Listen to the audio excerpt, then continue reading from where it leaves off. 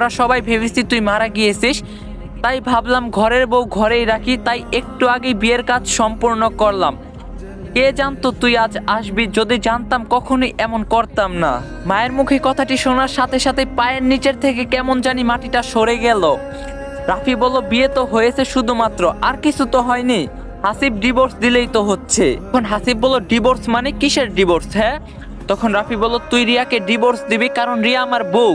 সাথে সাথে রিয়া বলে ওঠে, এই যে রাফি, আমি আপনার সাথে থাকতে চাই না, কারণ আমারও হাসিবের বিয়ে হয়ে গিয়েছে। তখন রাফি বলল, বাসর তো হয়নি।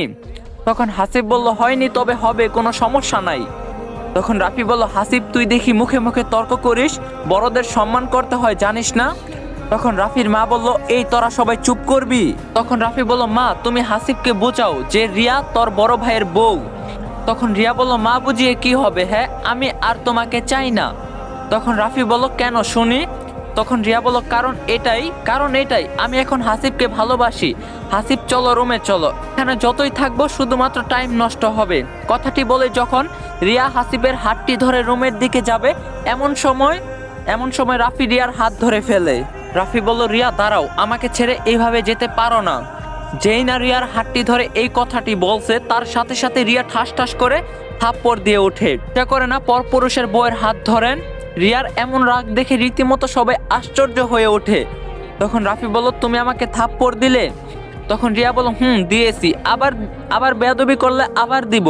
কথাটি বলে হাসিবের হাতটি ধরে হন হন করে ভিতরে চলে গেল।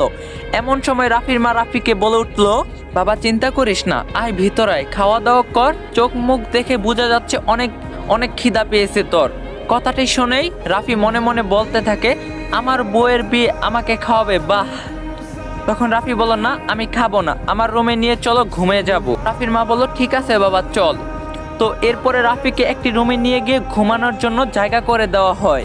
অনেক জার্নিও হাজারো টেনশন নিয়ে রাফি ঘুমিয়ে পড়ে, কিন্তু হঠাৎ করেই মধ্যরাতে রিয়া চিৎকার দিয়ে ওঠে আর বলতে থাকে, প্লিজ আমাকে মেরে ফেলো না, হাসিব বাঁচাও আমাকে।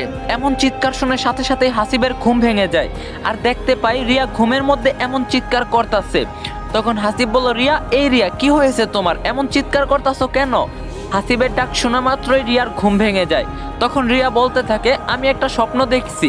তখন হাসিব বলল, স্বপ্ন দেখে কেউ এমন করে চিৎকার করে? হ্যাঁ, আর একটু হলে তো আমি ভয় পাইছিলাম। রিয়া বলল, শোনো তবে কি হয়েছে? আমি দেখলাম রাফি আমাকে মেরে ফেলতাছে, কত রিকোয়েস্ট করলাম তবুও ছাড়ছে না। তখন হাসিব বলল, তুমিও না হও, আমি থাকতে তোমার কিছু হবে না, কথাটি মাথায় রাখো। তখন রিয়া বলল, শোনো একটা কথা বলি। তখন হাসিব বলল, আরে বাবা পারমিশন নিতে হবে না, বলো কি বলবা।